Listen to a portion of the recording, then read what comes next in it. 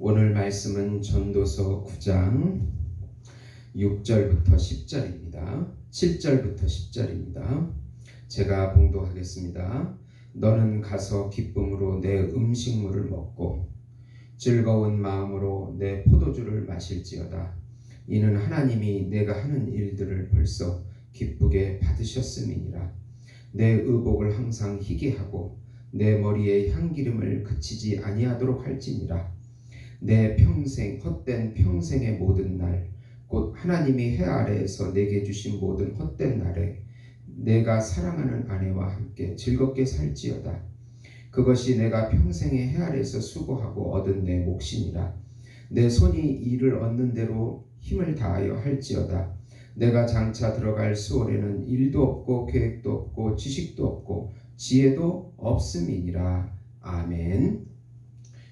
오늘 말씀은 부조리하고 허무한 삶 가운데서 하나님께서 주신 인생을 누리자는 그런 내용이 되겠습니다. 사랑하는 성도 여러분, 복음은 기쁜 소식입니다. 왜 복음이 우리에게 기쁜 소식이 됩니까?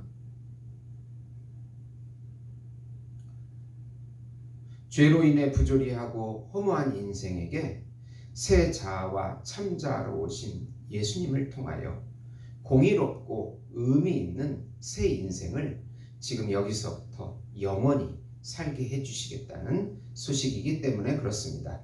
참 왕이시고 우주적인 어린 양이신 예수님께서 인간의 종이 되셔서 인간의 모든 것을 대신 해결해 주시고 영원한 왕으로 등극하셔서 예수님의 본질인 영생과 예수님의 성품인 사랑을 믿는 모든 사람들에게 누리게 해주시겠다는 소식이기 때문에 기쁜 소식입니다. 참 지혜자이시고 겸손한 지혜자이신 예수님께서 오셔서 인생의 무의미함과 불법을 해결해 주시고 참 의미와 참법, 의가 되어 주셔서 하나님의 나라를 맛보고 영원히 우리와 같이 살게 해 주신다는 소식이기 때문에 기쁜 소식입니다. 이 기쁜 소식을 믿음으로 누리시는 우리 성도 여러분이 되시기를 예수님의 이름으로 축원드립니다. 우선 솔로몬은 이 땅에서의 의인과 악인의 생사화복이 하나님 손안에 있고 마치 모두가 동일해 보이는 듯 허무하지만 그래도 사는 것이 죽는 것보다 나은 인생이라고 말씀합니다. 우리가 인생을 볼 때 의인이나 악인이나 지혜자나 아니면 무지한 자나 권선징악이 뚜렷하게 나타나는 것 같지가 않습니다. 그래서 허무합니다.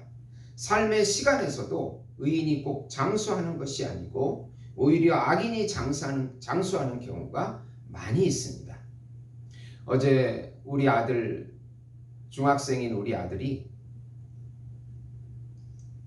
자기 반 친구가 갑자기 사고로 죽었다는 소식을 전해왔습니다. 이틀 전에 줌으로 같이 눈을 마주치면서 대화를 했던 친구가 그것도 기독교인인데 갑자기 죽었다고 놀래서 엄청 놀랬더라고요. 네.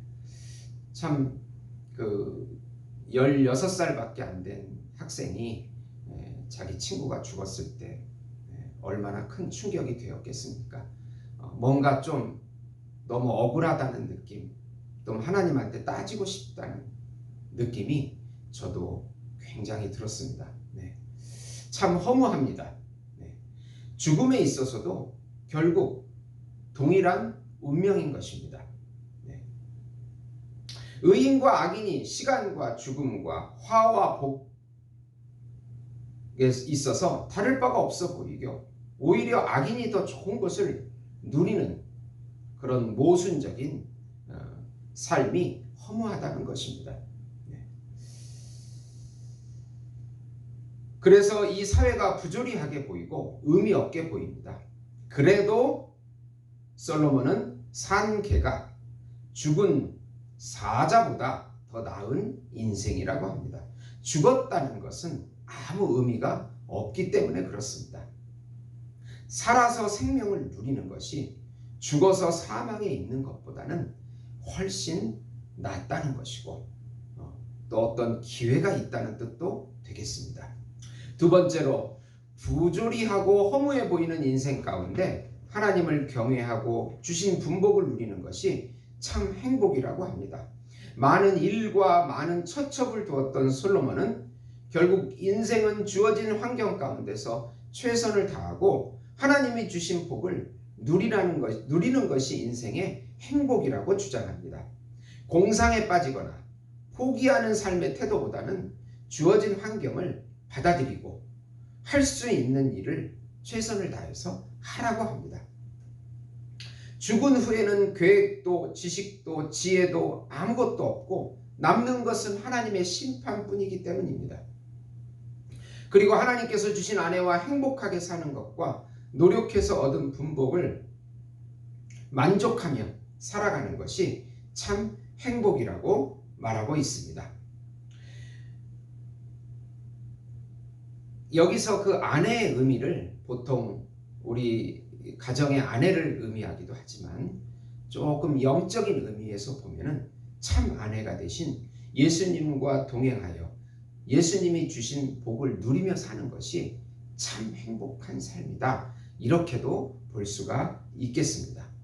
빠른 경주자가 항상 1등하지 않고 용사가 항상 전쟁에서 승리하지 않으며 지혜자와 명철자가 물질을 얻는 것도 아니고 새가 올무에 걸림같이 재앙도 알지 못하는 사이에 걸려들게 됩니다.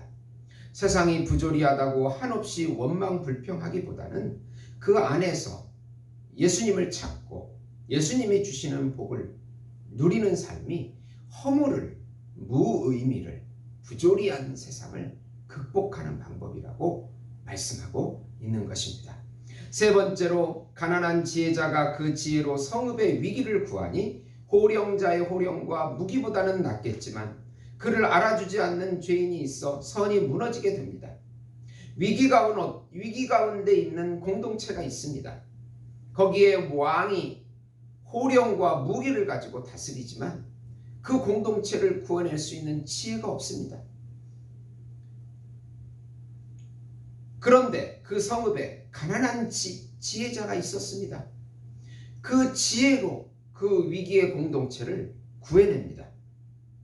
그는 다스리는 자의 호령과 무기보다 더 뛰어나지만 그 가난한 지혜자는 가난하고 겸손하기 때문에 사람들에게 그렇게 알려지지 않습니다.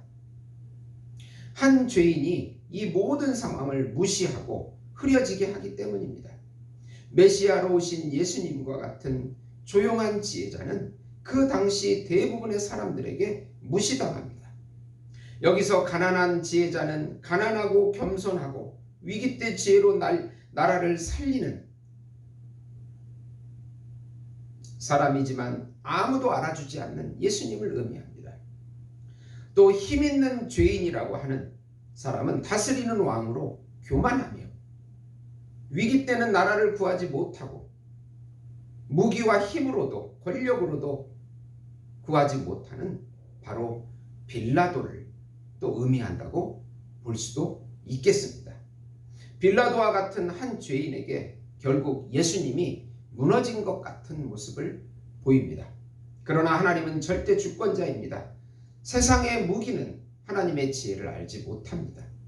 세상의 지혜는 이 세상을 구원하시는 예수님의 참 지혜를 절대로 깨닫지 못합니다.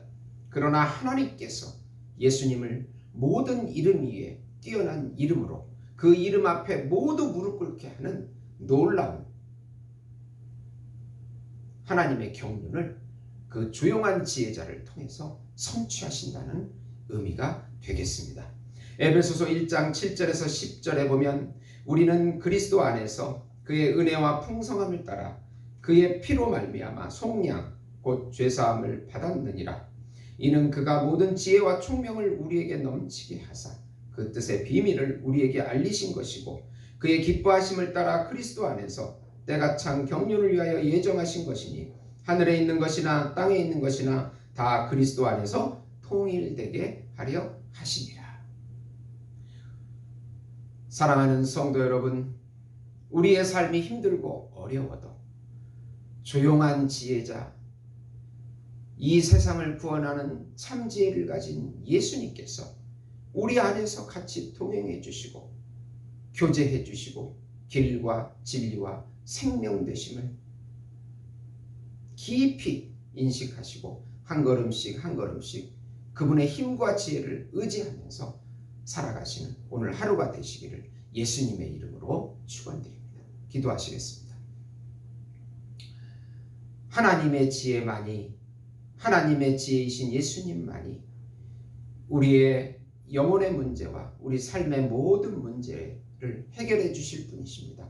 오늘도 그분을 인정하고 그분을 기대하고 소망해서 그분이 주시는 영원한 기업을 영원히 누리는 저희들이 될 수 있도록 축복해 주시옵소서. 예수님의 이름으로 기도드리옵나이다. 아멘.